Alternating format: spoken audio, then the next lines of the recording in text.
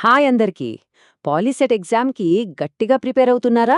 అయితే సాంఖ్యక శాస్త్రం అంటే స్టాటిస్టిక్స్ మీ ర్యాంక్ని డిసైడ్ చేసే ఒక ముఖ్యమైన టాపిక్. ముఖ్యంగా మీన్, మీడియన్ మరియు మోడ్. ఈ మూడు కాన్సెప్ట్లు డేటాను అర్థం చేసుకోవడానికే కాదు, ఎగ్జామ్లో ఈజీగా మార్కులు సంపాదించడానికి కూడా చాలా హెల్ప్ చేస్తాయి. పదండి, ఈ వరల్డ్లోకి ఓ లుక్కేద్దాం. ఒక్కసారి ఊహించుకోండి, మన దగ్గర చాలా నంబర్లున్నాయి. ఫర్ ఎగ్జాంపుల్, ఒక క్రికెటర్ కొట్టిన స్కోర్లు లేదా మనకు ఎగ్జామ్లో వచ్చిన మార్కులు. ఇప్పుడు ఆ పెద్ద లిస్టు మొత్తాన్ని ఒకే ఒక్క నంబర్తో చెప్పాలంటే ఎలా? వినడానికి కొంచెం వింతగా ఉంది కదూ, కాని అక్కడే అసలు మ్యాజిక్ ఉంది. అదే స్టాటిస్టిక్స్. అయితే ఆ మ్యాజిక్ పేరేంటో తెలుసా? కేంద్రీయ స్థాన కొలతలు లేదా మెజర్స్ ఆఫ్ సెంట్రల్ టెండెన్సీ. ఇది అచ్చం ఒక డిటెక్టివ్ పనిలాంటిదన్నమాట. అంటే డేటా గుంపు మధ్యలో ఉన్న అసలు నిజాన్ని, దాని సెంటర్ పాయింట్ని కనిపెట్టడం. సో స్టాటిస్టిక్స్ అంటే కేవలం నంబర్లు కాదు, ఆ నంబర్ల వెనకున్న కథ. మనం డేటాని కలెక్ట్ చేసి, దాన్ని అనలైజ్ చేసి, దాన్లోంచి ఒక మీనింగ్ఫుల్ ఇన్ఫర్మేషన్ బయటకు తీస్తాం. ఇక మన పాలిసెట్ విషయానికొస్తే మన దగ్గర 3 సూపర్ పవర్ఫుల్ టూల్స్ ఉన్నాయి. అవే మీన్, మీడియన్ మరియు మోడ్. సరే, మరి మన ప్రయాణంలో ఫస్ట్ స్టాప్ మీన్. దీన్నే మనం చాలా సింపుల్గా యావరేజ్ లేదా సగటు అని పిలుస్తాం. ఈ పదం మనకు బాగా పరిచయమే కదా, కానీ దీని పవర్ని అస్సలు తక్కువ అంచనా వేయొద్దు. అసలు మీన్ అంటే ఏంటి? చాలా సింపుల్. మన దగ్గర ఉన్న నంబర్లన్నిటినీ కలిపేయాలి. తర్వాత మొత్తం ఎన్ని నంబర్లున్నాయో ఆ కౌంట్తో డివైడ్ చేయాలి. అంతే. వచ్చే ఆ ఒక్క నంబర్ మొత్తం డేటాకి ఒక రిప్రజెంటేటివ్లా పనిచేస్తుందన్నమాట. ఇదిగోండి, మన పాలిసెట్ స్టడీ మెటీరియల్లో ఇచ్చే అఫీషియల్ ఫార్ములా ఇదే. చూడంగానే అమ్మో, ఇదేదో కష్టంగా ఉందే అనిపించొచ్చు. కానీ భయపడకండి, దీని వెనుకున్న ఐడియా మాత్రం చాలా సింపుల్. ఇందాక మనం చెప్పుకున్నదే sum of observations by number of observations, అంతే. సరే, ఒక ఎగ్జాంపుల్ చూస్తే మనకింకా క్లియర్గా అర్థమవుతుంది. మన స్టడీ గైడ్లోనే ఉంది చూడండి. ఇక్కడ కొన్ని నంబర్లిచ్చారు కదా. ఫస్ట్ ఏం చేయాలి? వీటన్నిటినీ యాడ్ చేయాలి. చేస్తే 139 వస్తుంది. ఓకే, మరి మొత్తం ఎన్ని నంబర్లున్నాయి? లెక్క పెడితే 9 ఉన్నాయి. సో 139 డివైడెడ్ బై 9 చేస్తే ఆన్సర్ 15.44. చూసారా, ఫార్ములాని అప్లై చేయడం ఎంత ఈజీనో. ఓకే, మీ సంగతి అర్థమైంది కదా. ఇప్పుడు డేటాని చూసే మరో యాంగిల్, అదే మీడియన్. పేరు వినగానే మనకు అర్థమైపోతుంది, ఇది మిడిల్ అంటే మధ్యలో ఉండే వాల్యూ గురించి మాట్లాడుతుంది. అయితే ఇక్కడొక కండీషన్ ఉంది. మీడియన్ కనుక్కోవాలంటే first and most important step ఏంటంటే, ఇచ్చిన నంబర్లన్నింటినీ ఒక ఆర్డర్లో పెట్టాలి. చిన్న నంబర్ నుంచి పెద్ద నంబర్కి. ఇలా ఆర్డర్లో పెట్టిన తర్వాత ఎగ్జాక్ట్గా సెంటర్లో ఏ నంబరుందో అదే మన మీడియన్. ఈ ఆర్డర్లో పెట్టడం మాత్రం అస్సలు మర్చిపోకూడదు.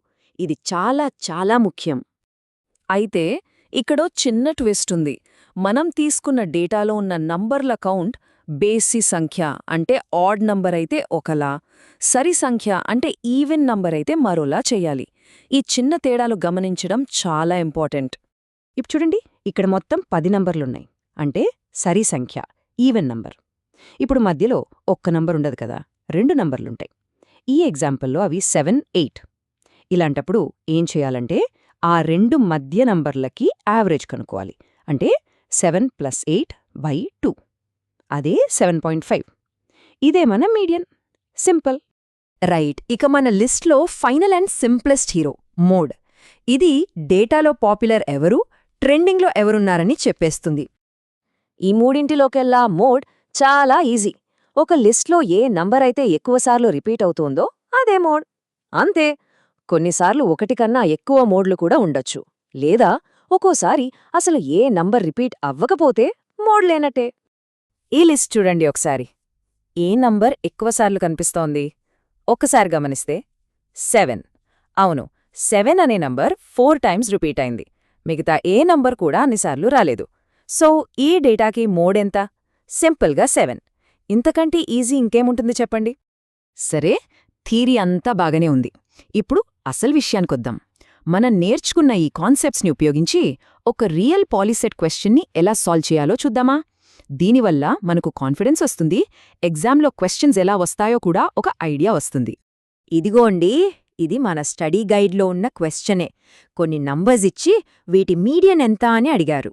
Okay, let's break it down, step by step solve చేద్దాం. మీడియన్ అనగానే మన మైండ్లోకి ఒక 3 స్టెప్ ప్లాన్ వచ్చేయాలి. స్టెప్ 1 ఇచ్చిన నంబర్లని ఆర్డర్లో పెట్టడం.